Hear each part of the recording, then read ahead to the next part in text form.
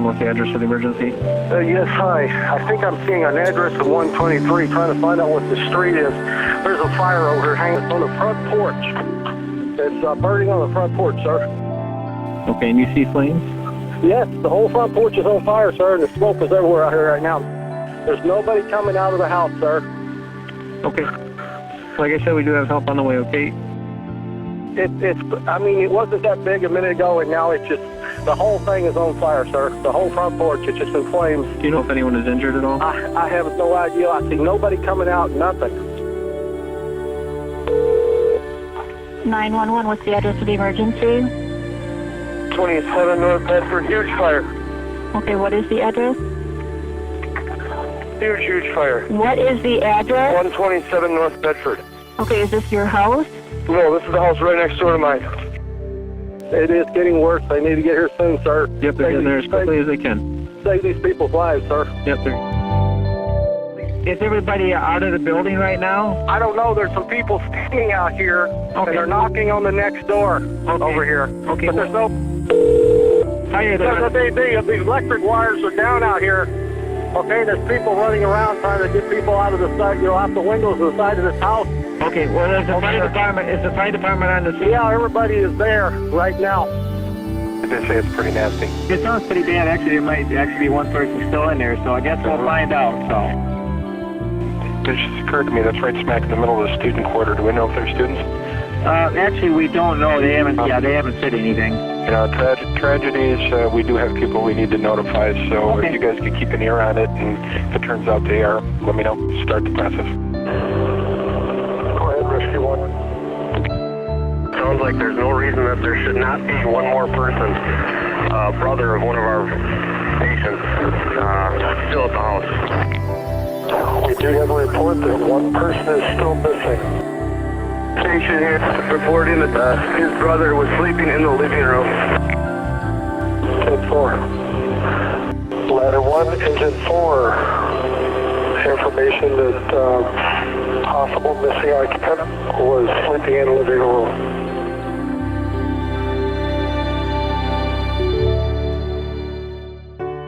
My younger brother Luke and Peter, we always did everything together. We did lots and lots of things together. We always, especially before in early childhood, it was the three brothers hanging out right in a row, a year apart. So we were pretty close in that sense in grade school. And then, I mean, I think we sort of found our own niches as we went into middle school and high school.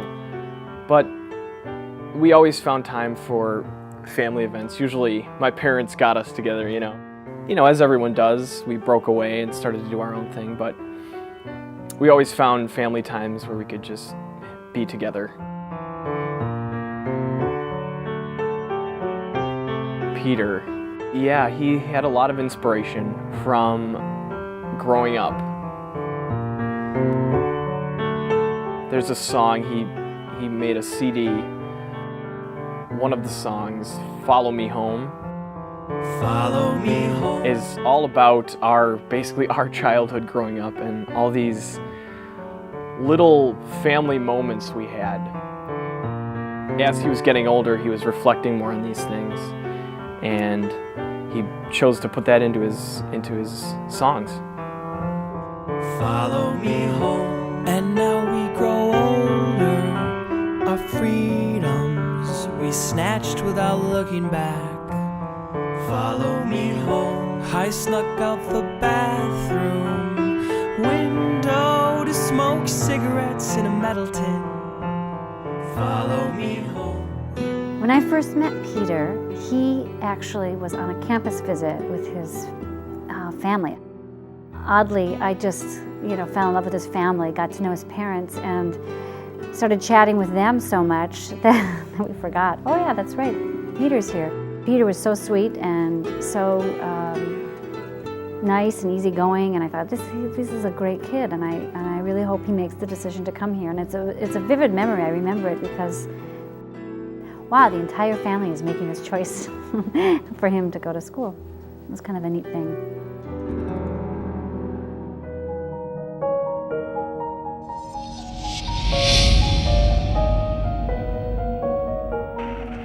what we see is that people forget how dangerous these situations can be and how dangerous they are once they start.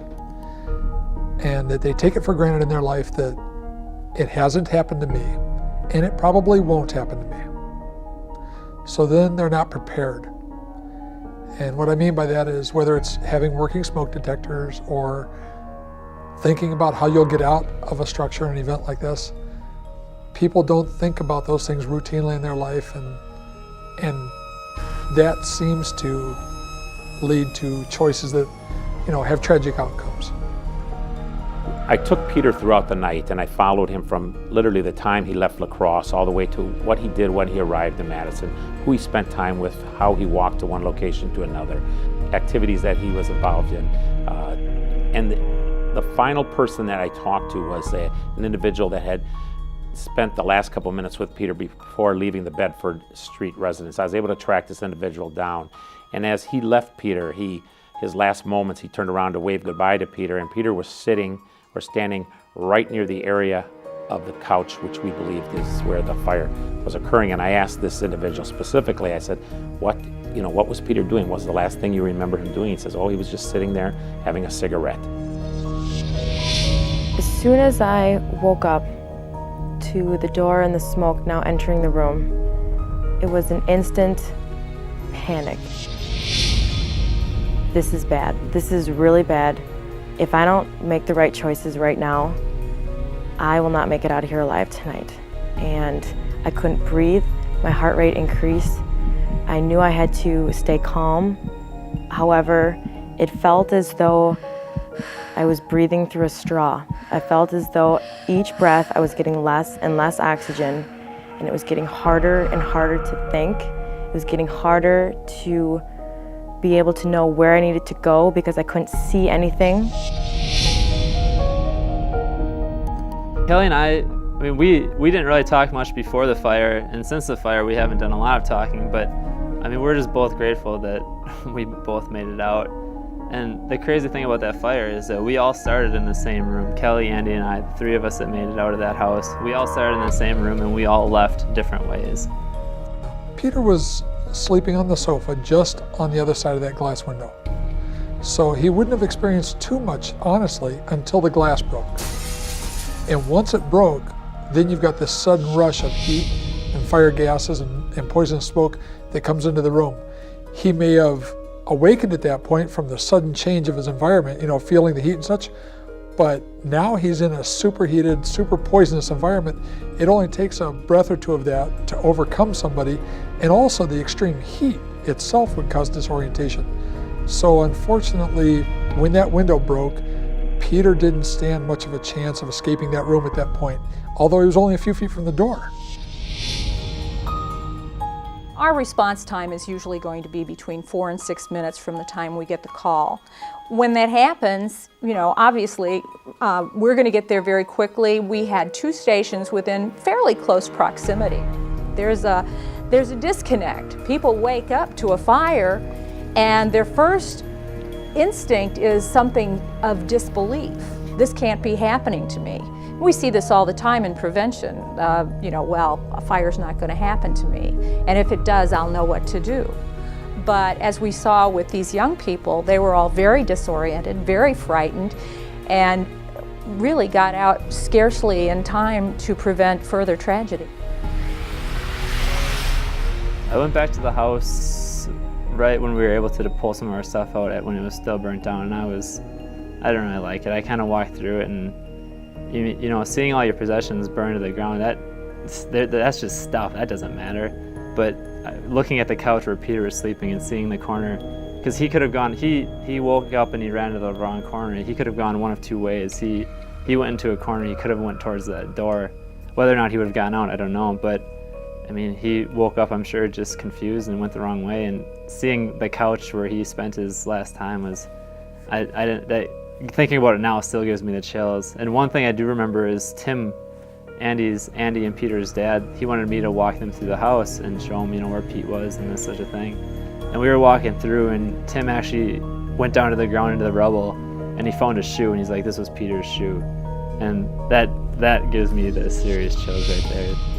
I lived in college housing where I had my pizza burn in the oven, and so I would get annoyed at my smoke detector, and I took the batteries out, and just for that moment to get the smoke to not, and I forgot to put the batteries back in. And those are things that we as college students did.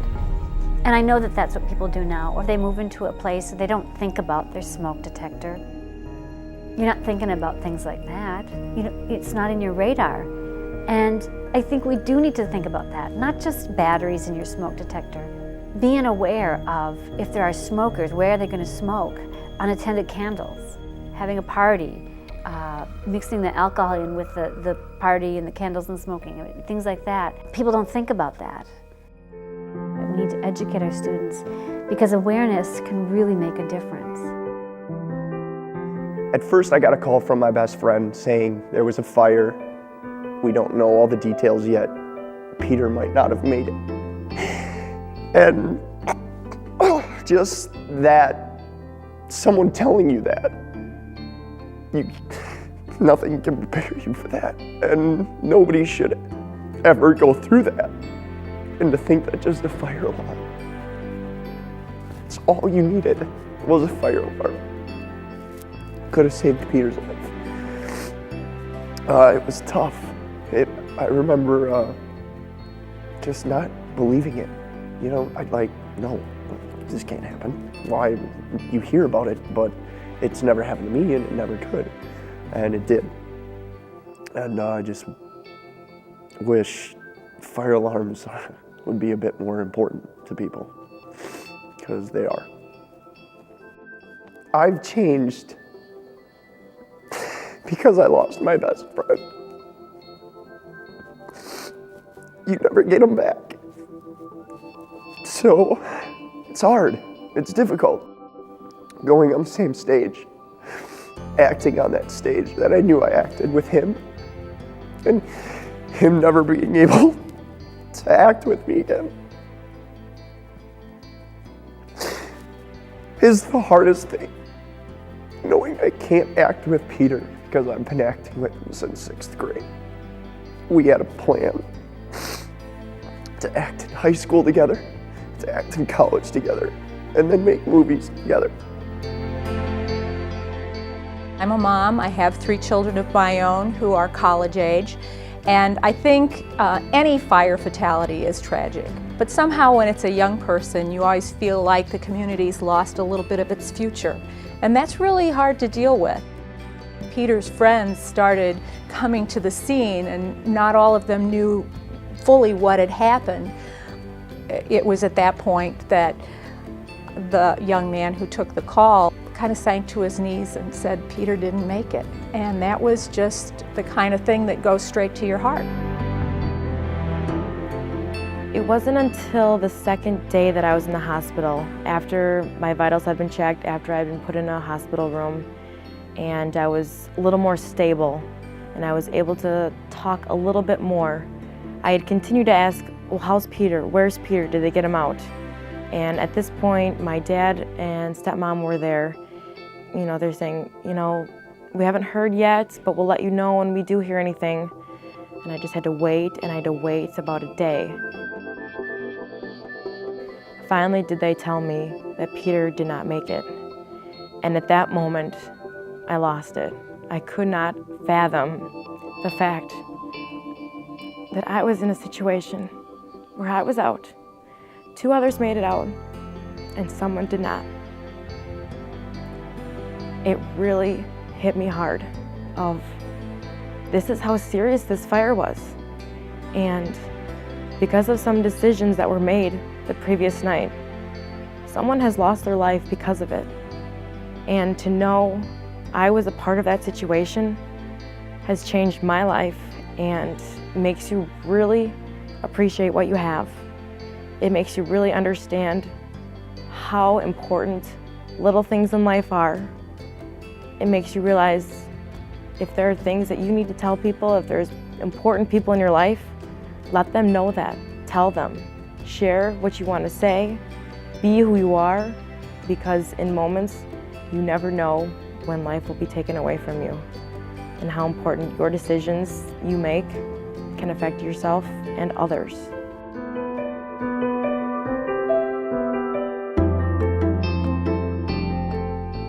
We never understand why things happen.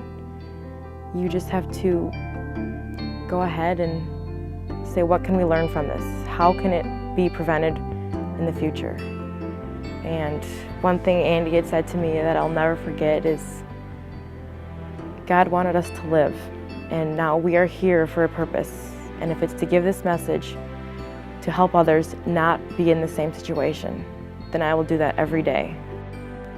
It's a tragic loss. Peter had so much to offer to this world if he had lived on. And I found that out because in my interviews, you don't only learn about a knight, you learn about a person. And I learned so much about Peter in that time frame of interviewing people, of talking with his family. And he had so much to offer to this world. And so it is a shame.